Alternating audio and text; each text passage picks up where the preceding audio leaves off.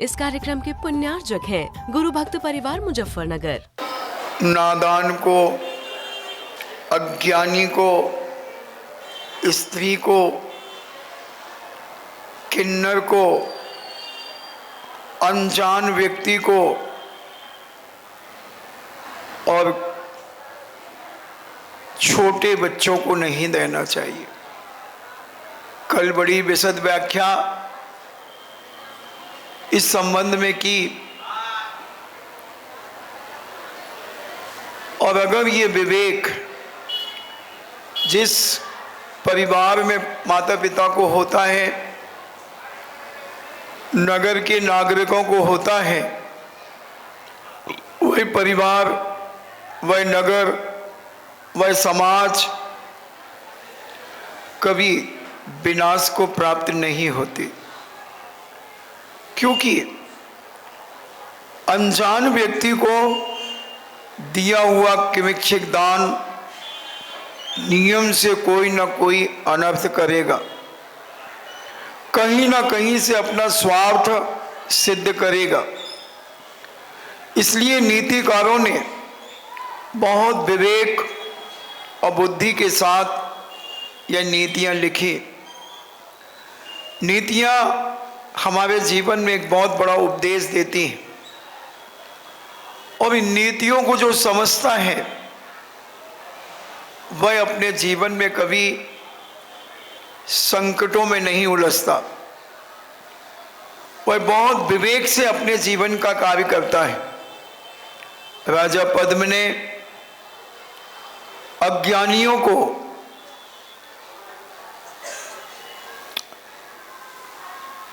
मंत्री पद देकर और एक युद्ध में जीतकर किमिच्छ दान दे दिया। अज्ञानी, अनजान व्यक्ति, ज्ञानवान थे मंत्री मगर अनजान थे, क्योंकि वह प्रथम बार हस्तिनापुर में पधारे थे। उनके भावों को, उनकी विचारधारा को, उनके सोच को राजा नहीं समझता था। राजा ने नादानी कर दी कि एक अपने दुश्मन राजा को बंदी बनाने वालों को किमिच्छ दान दे दिया और वह दान उन्होंने सुरक्षित कर दिया।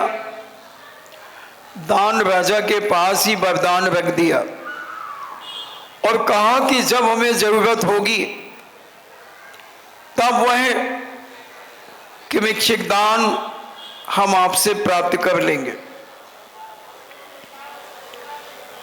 और पूज्य अकंपनाचार्य उज्जैनी नगरी से विहार करते करते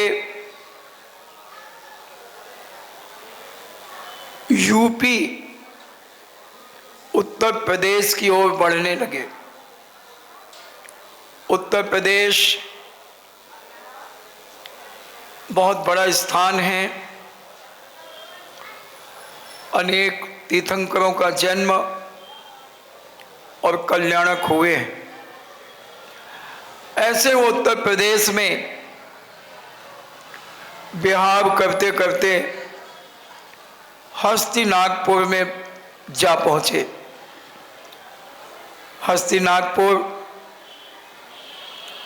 में एक साथ तीन तीर्थंकरों का जन्म हुआ, शांतिनाथ, कुंतनाथ और अभयनाथ का। और तीनों तीर्थंकर चक्रवर्ती पद से भी विभूषित थे और तीनों तीर्थंकर कामदेव भी थे। कामदेव वही कहलाते हैं जो अलौकिक सुंदरता से ओतप्रोत होते हैं। हालांकि तीर्थंकर भी संपूर्ण सुंदर होते हैं। तीर्थंकर के सामने तो कोई सुंदर भी नहीं होता, कोई बलशाली भी नहीं होता, मगर एक तीर्थंकर होने के नाते कामदेव की पदवी बहुत छोटी मानी जाती है, मगर पदवी तो पदवी होती है, इसलिए 3 पदवियों से विभूषित 3 तीर्थंकर उस हस्तिनापुर में उत्पन्न हुए थे। संग भी विहार करता हुआ पूज्य कंपनाचार्य आदि 700 मुनिराज उस हस्तिनापुर में पधारे। उनके आते ही संपूर्ण नगर में हलचल मच गई। संपूर्ण नगरवासी उल्लास से भर गए कि ऐसा मांगलिक अवसर हमारी इस नगरी के लिए मिला है और 700 मुनियों का चातुर्मास हमारे इस हस्तिनापुर में होगा। चातुर्मास का एक प्रभाव अलग होता है। अन्य समयों में साधु आता है, चला जाता है, कोई बंधन नहीं होता, मगर चातुर्मास एक ऐसा समय होता है जो साधु को भी बंधन से बांध देता है। और साधु लगभग 3.5 महीने बंध जाता है। कुछ सीमाओं को लेकर वह चातुर्मास की स्थापना कर लेता है। अकंपनाचार्य महाराज ने उस नगर के अंदर चातुर्मास की स्थापना कर ली और अपने धर्म ध्यान में, अपनी चर्या में, अपनी क्रियाओं में संलग्न रहने लगे। धूम तो सारे नगर में मची थी। आवागमन, भक्ति, पूजा, आहार दान, जब ये सारा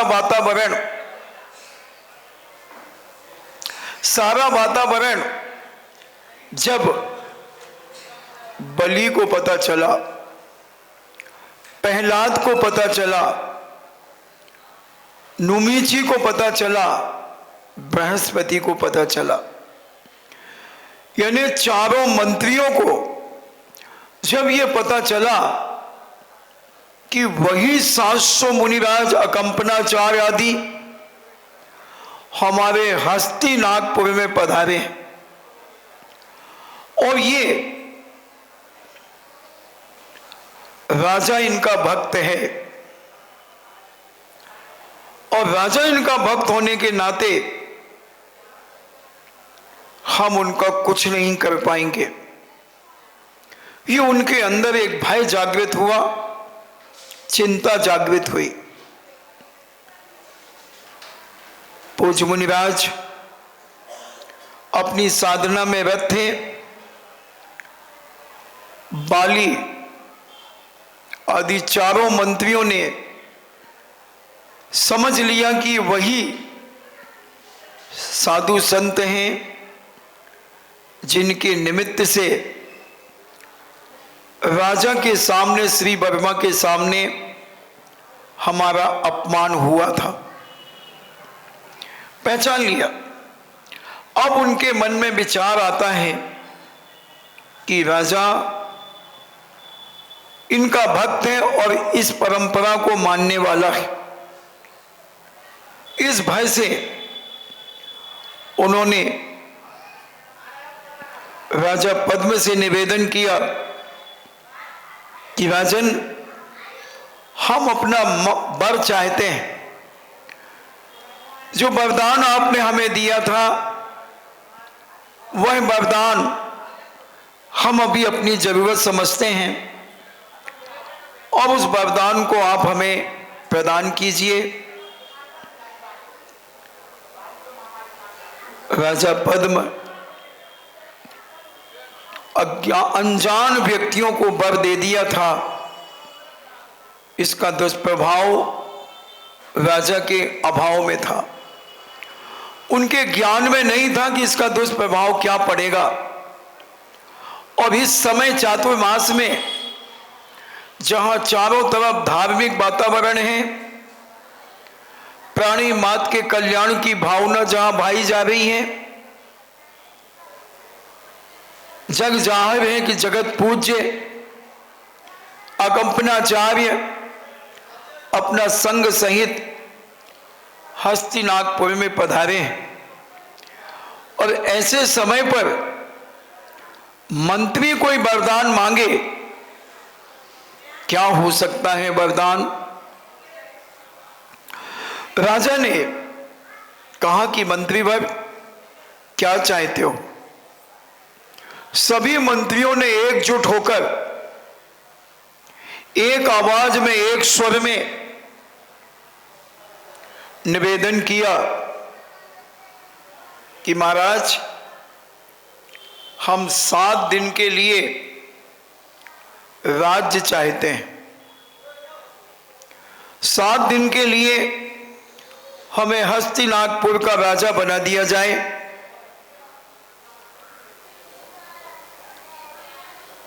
और राजा पद्म ने अपनी प्रतिज्ञा को दोहराते हुए कहा कि ठीक है, तुमने हमारे लिए बहुत बड़ा एक उपकार किया था। सिंहबल राजा जो हमें हमेशा सताया करता था, उसे तुमने बंदी बनाकर हमारे चरणों में डाला था। उसकी खुशी में हमने तुम्हें वरदान दिया था, और आज तुम जो वरदान मांग रहे हो, मैं भी वही खुशी और आनंद के साथ तुम्हें वह वरदान प्रदान करता हूं कि 7 दिन तक तुम एक हस्तिनापुर के राजा बनकर के रहोगे।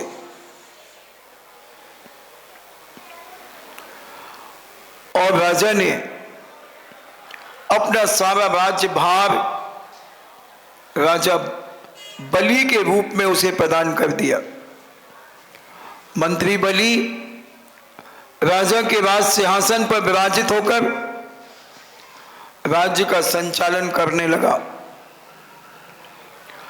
और राजा पद्म 7 दिन का अवकाश मानकर, 7 दिन की छुट्टी समझकर अपने अंतापुर में चला गया, यानी अपने रानियों के निवास में राग रंग में रागान्वित हो गया। उस रंग में रंग गया, पंचेंद्रियों के विषयों में लिप्त हो गया। राजा नहीं समझ पाया कि नगर में साधु संत होने के बावजूद हम क्यों रंगोलियों में अपने जीवन को उतार रहे हैं। इधर बलि ने जो आतापन गिरी पर कायोत्सर्ग से खड़े हुए थे, आतापन योग कर रहे थे, 700 मुनिराज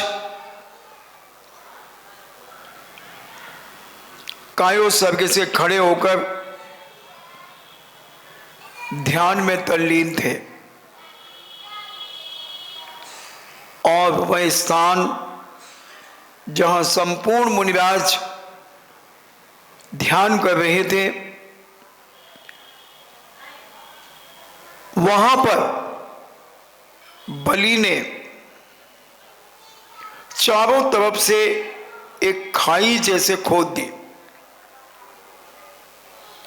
जैसे अपन नींव खोदते हैं ना किसी मकान की, ऐसी नींव उन्होंने जहां मुनिराज विराजित थे चारों तरफ से गहरा गड्ढा कर दिया, चारों तरफ। और मुनियों को उस बाड़ी से बेष्टित कर दिया, मंडप लगा दिया, जैसे यज्ञ का मंडप होता है, चारों तरफ से बेष्टित कर मंडप लगाकर और हिंसात्मक यज्ञ शुरू कर दिया, जिसमें अनेक जानवरों को जिंदा होम करने लगे। गंदगी के द्वारा यज्ञ होने लगा। जूठे सकोरे, पशु पक्षी आदि अनेक अनेक जीवों के कलेवर उसमें डाला जाने लगा। ऐसी अनेक प्रकार की वस्तुएं डाली जाने लगी, जिसका धुआं दुर्गंधमय था, बड़ा विकृत था, बदबूदार था, और धुएं के द्वारा मुनिराजों को मारने का प्रयास करने लगा। बहुत भारी उपसर्ग पूज्य मुनिराज के ऊपर हुआ। मुनि दोनों प्रकार के सन्यास लेकर के स्थित हो गए कि अगर यह उपसर्ग दूर नहीं होता है तो हम समाधि संलेखन धारण करते हैं, और अगर उपसर्ग जब तक दूर नहीं होगा, जब तक चारों प्रकार के आहारों का त्याग, सभी को क्षमा और सभी मुझे क्षमा करे। 700 अकंपनाचार सहित संपूर्ण मुनिराजों ने संलेखना धारण कर ली, संन्यास लेकर के स्थिर हो गए। अब किसी भी प्रकार का ना हिलना ना डुलना, बिल्कुल एकाग्र होकर के खड़े हो गए। उसी समय मिथिला नगरी में आधी रात को, अर्धरात्रि में बाहर निकलते हैं पूज्यवर सुसागर चंद आचार्य। सुसागर महाराज जो चंद्रमा के समान सौम्य थे, ऐसे आचार्य महाराज अर्धरात्रि में बाहर निकलते हैं। आकाश में श्रवण नक्षत्र को कांपते हुए देखते हैं। इस कार्यक्रम के पुण्यार्जक थे गुरु भक्त परिवार मुजफ्फरनगर।